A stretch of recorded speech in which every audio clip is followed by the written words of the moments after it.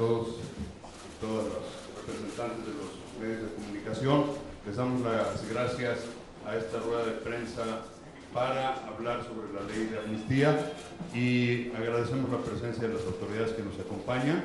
Encabeza esta reunión la secretaria de Gobernación, la doctora Olga Sánchez Cordero. Nos acompaña el consejero jurídico de la presidencia, el licenciado Julio Scherer.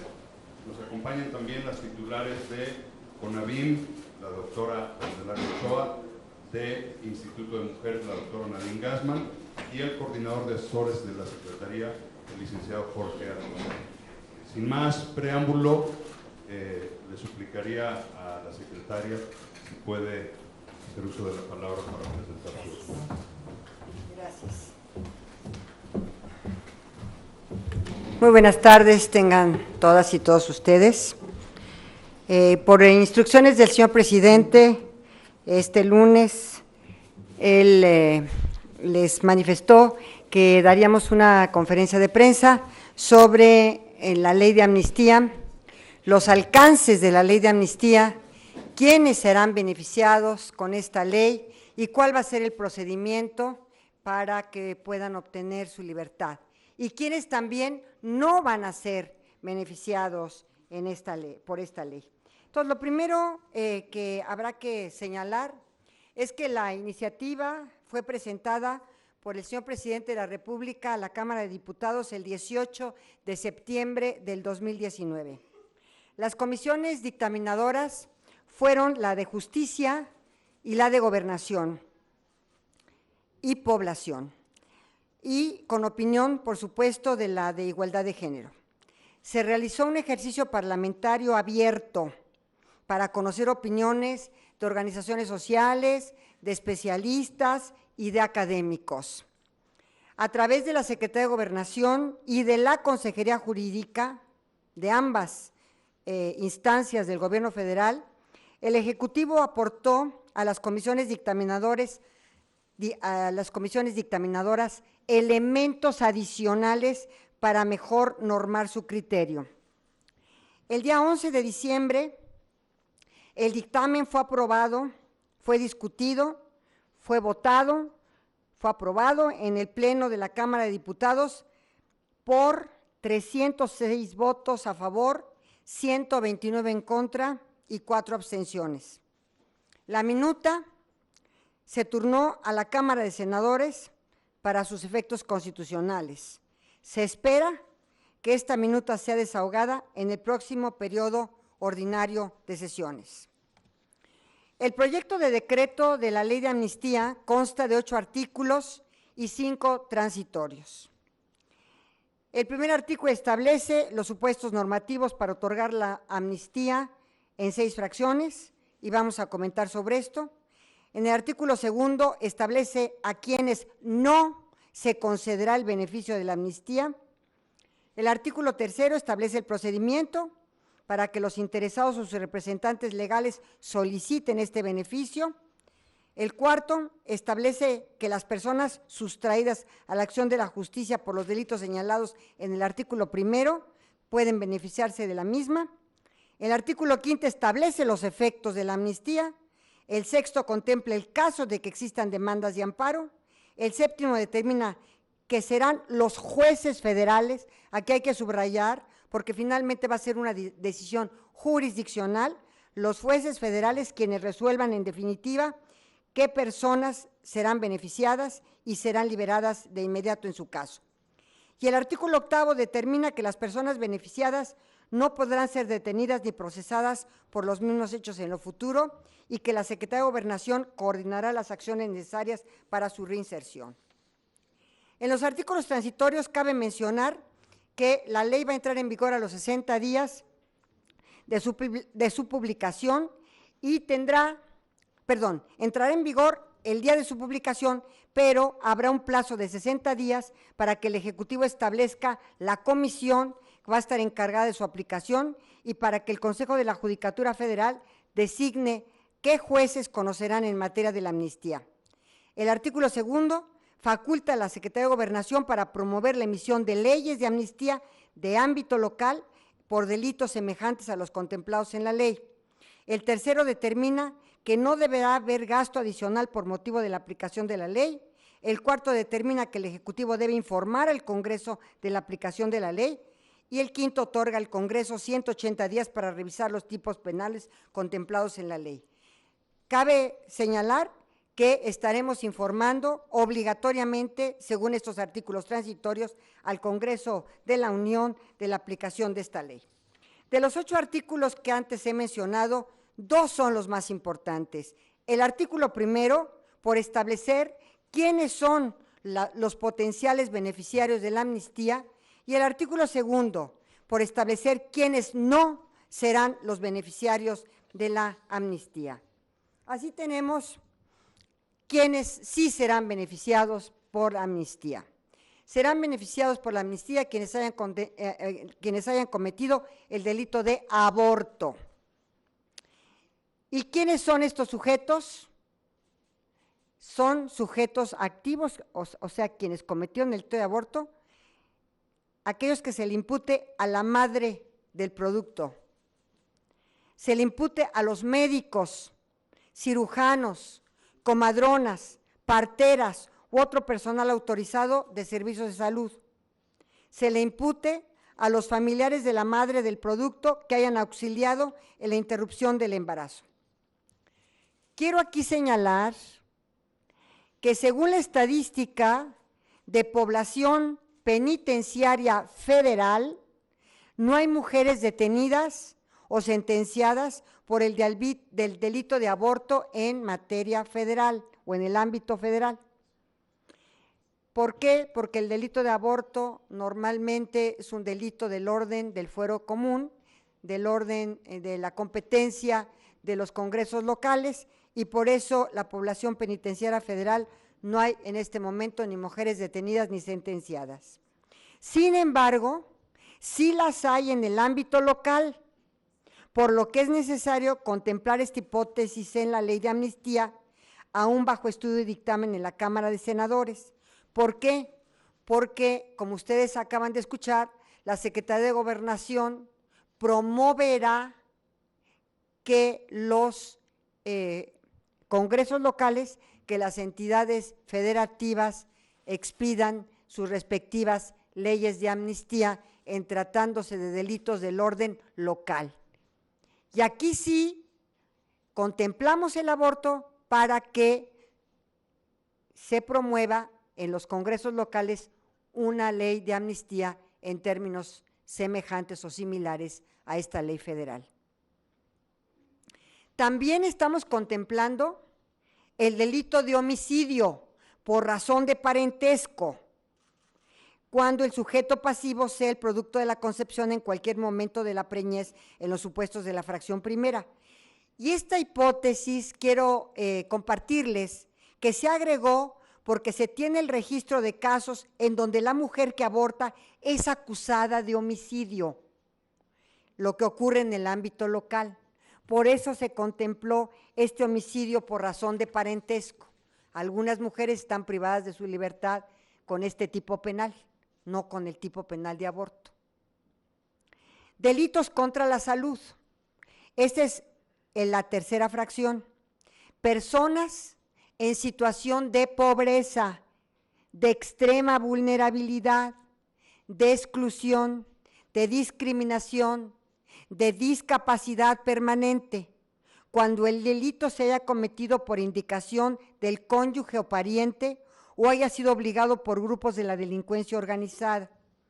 Muchas mujeres que introducen droga en las cárceles, en los reclusorios, precisamente son personas, son mujeres que cometen este delito por indicación de su cónyuge o de su concubinario o de su novio, y que en muchas ocasiones pues son o están en extrema vulnerabilidad y pobreza, y que hayan sido obligados por grupos de la delincuencia organizadas a cometer estos delitos contra la salud.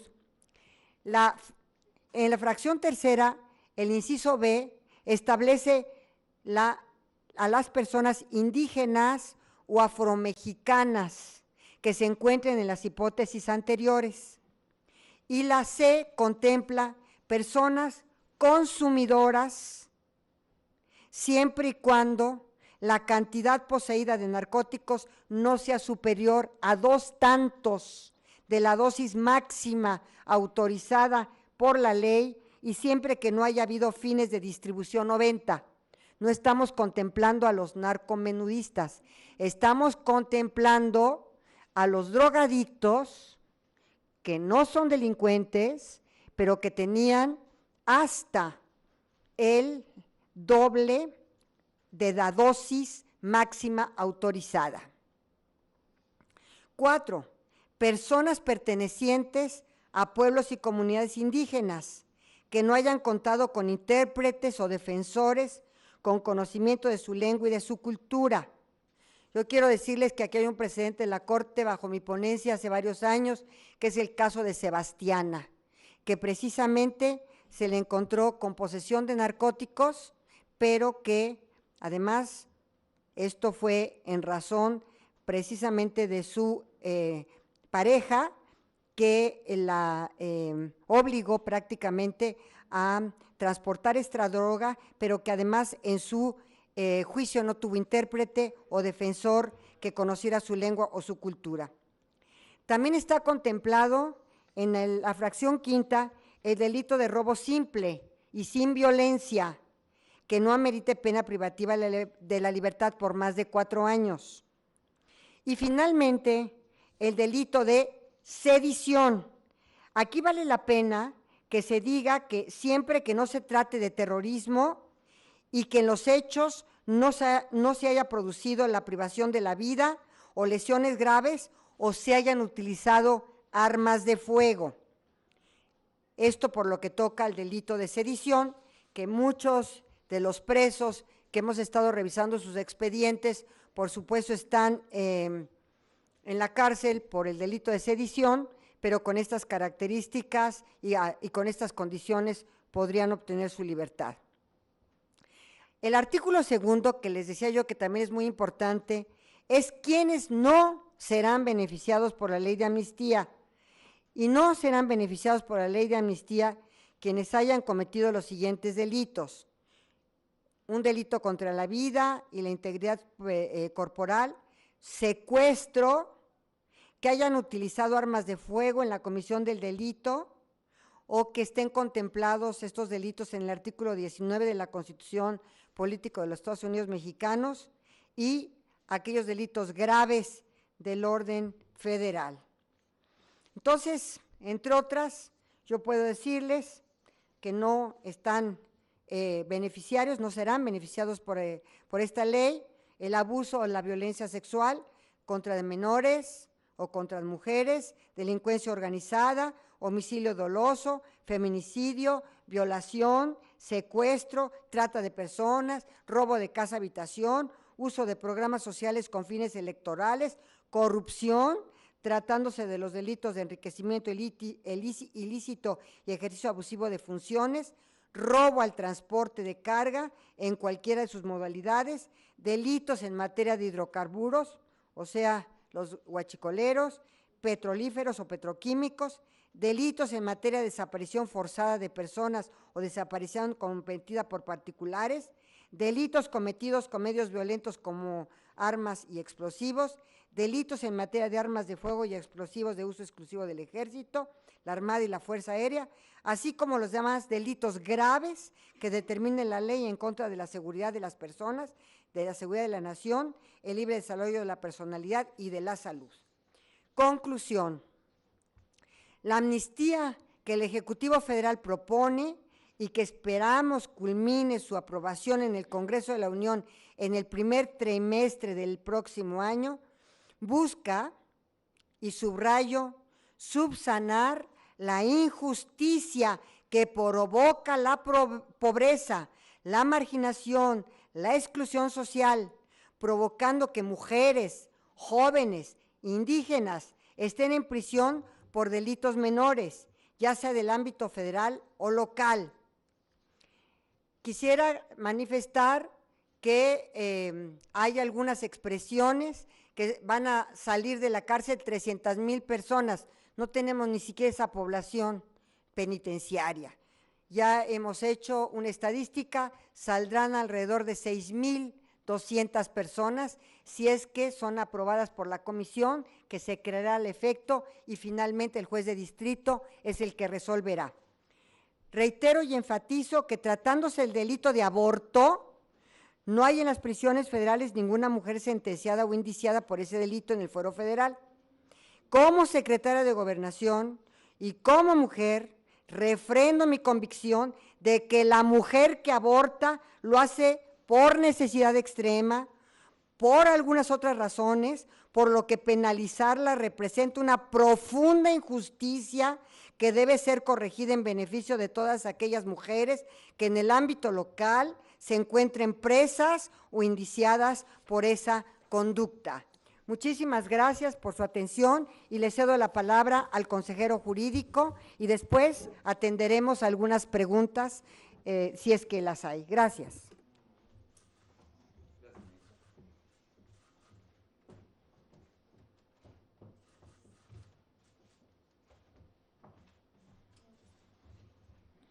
Ha sido muy clara la explicación que ha dado la Secretaria de Gobernación acerca de la ley, de los beneficiarios de la ley, de quienes no serían beneficiarios. Nada más diríamos que en el caso de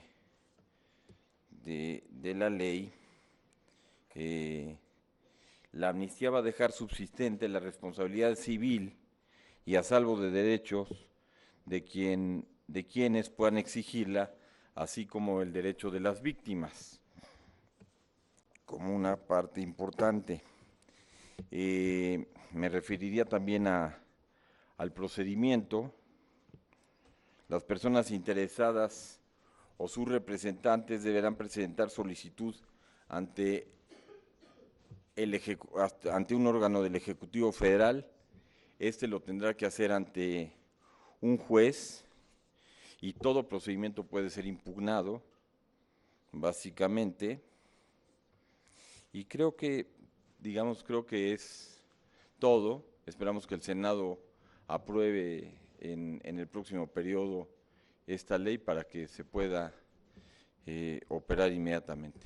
Y esperamos que en las legislaturas, en el seno de las legislaturas locales, se pueda dar estas leyes de amnistía para que los presos del fuero común puedan tener los mismos beneficios que tendrán a nivel federal.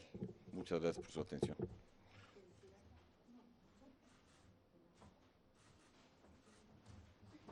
Gracias, señor consejero. Tenemos algunas preguntas que se anotaron. Nora Bucio, de MBS, por favor. Gracias. Buenas tardes.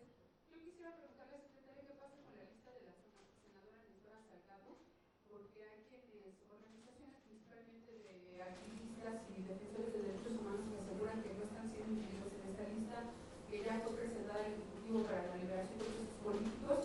¿Esta lista se desecha, se inicia de cero o cómo va a funcionar?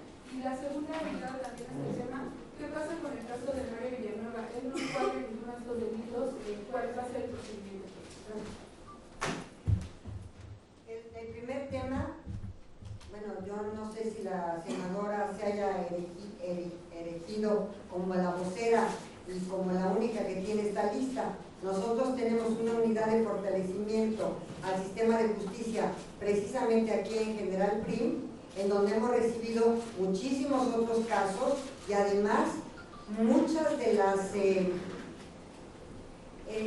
las giras que ha hecho el señor presidente, en muchas de ellas le han entregado expedientes y le han entregado peticiones precisamente que nos ha remitido inmediatamente a la unidad de fortalecimiento al sistema de justicia y estamos procesando estas peticiones, inclusive que les hacen directamente al señor presidente de sus giras. Así que pues, las organizaciones sociales podrán acudir directamente aquí en General Prim a la unidad de fortalecimiento y aquí tenemos una mesa, concretamente una mesa, para estar revisando los casos. Hoy tenemos cerca de 2,600 casos, ¿sí?, que estamos revisando y hemos excarcelado a 63 personas. En el caso de Mario Villanueva. En el caso del ingeniero Villanueva, estamos nosotros, digamos, apoyando al defensor público. Ya tiene un defensor público del Consejo de la Judicatura Federal y hemos estado acompañándolo en la promoción de las diversas solicitudes, de los diversos escritos que se ha hecho y de la solicitud para que, a ver, quiero ser muy precisa, no obtenga su libertad, sino que termine de compurgar la sentencia condenatoria en prisión domiciliaria. Esto porque ya se reunieron los requisitos de ley. ¿Cuáles son los requisitos de ley? Tener más de 70 años, que ya los tiene por mucho. Segundo, que su salud esté en condiciones precarias, que está en condiciones muy precarias. Tercero, el buen comportamiento que haya tenido durante los años de prisión, y prácticamente el señor ingeniero tiene casi 20 años en prisión. Entonces estamos apoyando para que la Defensoría de Oficio, que tiene su representación, promueva ante los jueces de distrito y el tribunal, creo que ahorita el unitario, y pueda resolverse, esperemos, favorablemente esta solicitud de prisión domiciliaria. Perdón, comentaba secretaria que en la mañana que buscarían adelantar esta audiencia. Es que ya se terminó. A ver, recuerden ustedes que ya salió el Poder Judicial de vacaciones. Entonces los juzgados y los tribunales penales, acuérdense que están de guardia porque no podría ser de otra manera. Entonces, ante los tribunales que están en este momento de guardia, estamos intentando promover que se pueda lograr a través de estos escritos y de esta solicitud y cumpliendo todos los requisitos de ley, la más bien la prisión domiciliaria, no es la excarcelación ni la libertad, es la prisión domiciliaria. Gracias. Carolina Rivero Milenio. Gracias, secretaria. Hola. Hola, buenas tardes. Gracias. Le quisiera preguntar si de estos 2.600 casos ya se hizo el análisis total, es decir, cumplirían con estos requisitos que contempla la ley de amnistía, o si apenas se está evaluando, y si tendrá el desglose de estos 2.600 a qué de los rubros que se contemplan dentro de la ley corresponden, ¿no? Considerando sobre todo el tema de que pues, hay mujeres. Muchos de estos casos sí podrían caer bajo las hipótesis de ley. Nosotros requerimos que exista una solicitud, como lo dijo el consejero jurídico, ante esta comisión que se va a crear. Esta solicitud será por parte de quien esté indiciado o tenga ya, que sea sentenciado, que tenga la sentencia condenatoria, o su representante legal o su familiar. Esta comisión va a evaluar su caso y finalmente lo presentará ante el juez de distrito, que será el último que resuelva la libertad inmediata o no. Nosotros hemos estado revisando muchos de estos casos, son muchísimos, pero hemos estado trabajando a marchas forzadas y muchos de estos no caen dentro de las hipótesis de ley, pero muchos de ellos sí tienen fallas importantes en el debido proceso. Un ejemplo se los comparto. Hay testigos que rindieron su testimonial y ya habían fallecido. ¿Y cómo lo supimos? Porque los mismos familiares o los inculpados o los sentenciados nos han estado proporcionando estos documentos, las actas de defunción, ¿verdad? Y cuando pues vemos todo lo que es la actuación, sobre todo las fiscalías y las carpetas de investigación, pues nos damos cuenta que pues no era posible que hubiese rendido su declaración, su testimonio, ¿sí? Y algunas otras deficiencias de procedimientos, a veces graves, ¿verdad?, que estamos nosotros pues analizando y de alguna manera pues estamos también digamos comunicándonos con las fiscalías o con los jueces y estamos dándoles a conocer lo que nosotros hemos detectado, siempre con el respeto irrestricto tanto a los fiscales como a las instancias de impartición de justicia. Solamente les hacemos ver que hemos detectado ciertos vicios en los procedimientos o cierta deficiencia o no una defensa adecuada o no un debido proceso. Lo del, si tiene estos 6.200 propios puestos, 2.600, perdón, por los puestos en los que estarían contemplados. No tenemos, pero acuérdate de algo, ellos lo podrán solicitar inmediatamente que la ley sea expedida. Entonces, inmediatamente tendremos la solicitud ya como comisión que el Ejecutivo nombre, establezca. Lidia Arista, por favor, expansión. Hola, secretaria, buenas tardes a todos. Pues quisiera preguntarle, ¿cómo lograr que los gobernadores se sumen a que creen su ley de amnistía si hay muchas resistencias por parte de ellos? Incluso ellos han mencionado que sería un daño al país al aplicar o implementar esta ley de amnistía. Por favor, esa sería la primera pregunta. Bueno, en esta primera pregunta yo quiero contestarles lo siguiente. Ustedes acaban de enterarse de cuáles son los delitos y cuáles son las personas que serían beneficiadas y cuáles no serían beneficiadas por esta ley. Y ustedes se pueden dar cuenta que básicamente son jóvenes drogadictos, por ejemplo, que han tenido un poco más de la dosis máxima que pudieran haber tenido en posesión, mujeres que hayan cometido aborto, y bueno, ustedes vieron todos los supuestos de ley, obviamente sin robo simple.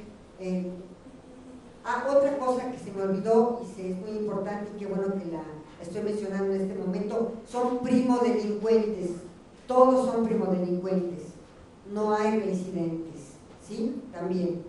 Entonces, pues todos los supuestos de ley son delitos menores, en realidad, son delitos menores.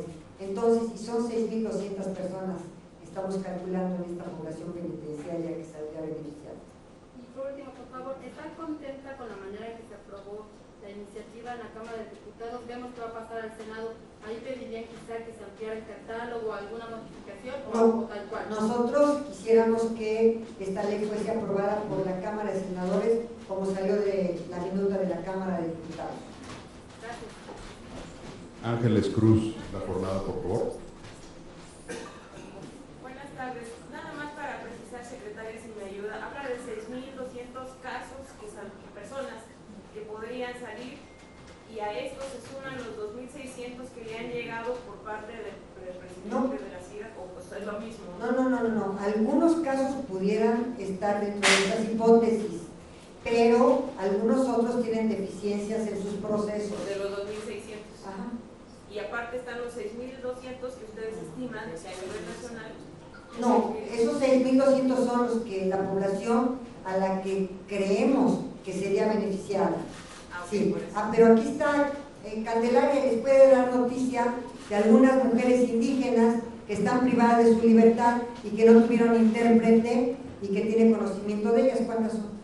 Bueno, estamos trabajando como parte de las recomendaciones de la alerta de violencia de género y de gente que se ha acercado a la CONAVIM. Ahorita tenemos 20 casos en Chiapas, en el cerezo número 5, de mujeres indígenas que entran en el apartado 2, 3 y 4, porque son mujeres indígenas, porque por cuestiones de pobreza transportaron un paquete y no sabían, o porque aunque lo supieran, no fueron procesadas con intérprete y en realidad fueron manipuladas o obligadas a llevar estos paquetes de marihuana o de alguna otra cosa, básicamente eso, y en extrema pobreza. Por ejemplo, alguna me dijo, yo sí sabía qué era, pero necesitaba los 200 pesos para darles de comer a mis hijos. Entonces, ese tipo de casos, ahorita estamos revisando 20 en el estado de Chiapas, solo en el cerezo número 5, secretario.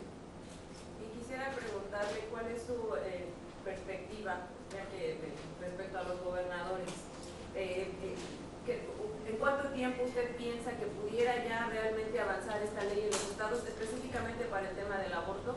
¿Y qué pasaría con las entidades que modificaron sus constituciones 17 para justamente prohibir el aborto desde la Constitución. Bueno, a ver, si están en las hipótesis de ley, yo tengo la facultad en esta ley de amnistía de promover, porque no puede ser de otra manera. Es el ámbito local y es la soberanía de los estados y los congresos estatales. Promover que pueda llegar a expedirse una ley de amnistía en términos similares o idénticos a la ley que estamos nosotros expidiendo y publicando en la Federación. Es una ley federal, no es una ley general, porque si era ley general tendríamos que haber hecho la modificación constitucional para que fuera ley general, pero como es una ley federal, requerimos que los congresos estatales también hagan lo propio. Lo único que puedo hacer es promover para que se haga, no puedo más. ¿Por qué? Porque es un ámbito local y tengo que respetar la soberanía de los estados y obviamente de los congresos locales. Pero por eso contemplamos el delito de aborto en la primera fracción, precisamente porque aunque no tenemos personas privadas de su libertad, mujeres privadas de su libertad o médicos privados de su libertad por este delito en el ámbito federal, sí queríamos tener este modelo para replicarlo en los ámbitos locales. Pero ya hemos hablado con varios gobernadores que están en la mejor disposición de hacerlo. Te pongo, por ejemplo, Hidalgo, ya inclusive me mandó hasta un proyecto, ¿verdad? El gobernador que va a presentar la iniciativa. Oaxaca, por ejemplo, hay varios estados, creo que el Estado de México también, o sea, hay varios estados que ya están caminando, Chiapas, están caminando, Veracruz, están caminando hacia la expedición de la ley de amnistía local. Última pregunta, Javier Giles, de Fórmula. ¿Qué tal, secretario? Buenas tardes a todos. 3 preguntas técnicas. No sé si tenga el dato de cuántas mujeres están en prisión, no en el ámbito federal, sino en el local. La segunda, no sé si también tenga el dato de hasta cuánto cantidad sería de marihuana, entonces únicamente un adicto podría aportar y por ejemplo, hay una tabla en la Ley General de Salud, sí, ¿verdad?, de la posesión máxima de nervantes cuando eres drogadicto. Ahorita se está contemplando en la ley de amnistía hasta el doble de esa máxima permitida por la ley de salud, de la Ley General de Salud. Y sí te quiero decir una cosa, hay un tema aquí muy importante, que es el tema de que no para fines de mercantiles, no para comercializarlo, no para su consumo personal, ¿sí? Y aquí también tenemos a Nadim, que seguramente tendrá la cifra de cuántas mujeres están en prisión por aborto o por homicidio en grado de parentesco. Bueno, buenas tardes.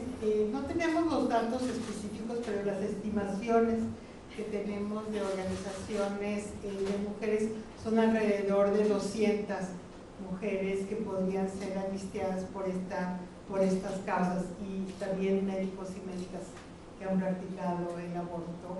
Y decir que sí es un ensañamiento, ¿no? Hay varios casos que conocemos de abortos espontáneos que han sido condenadas por un delito que obviamente no cometieron, y que esta ley va a permitir revisar sus casos y amnistiarlos. sí, la última pregunta. Si de estos 6.200 casos, ¿en dónde, en qué entidades está la mayoría? Es un estimativo que tenemos. Es un estimativo que tenemos, ¿verdad? Porque hemos revisado los delitos por los cuales fueron procesados y sentenciados. Algunos ya están sentenciados, otros están procesados.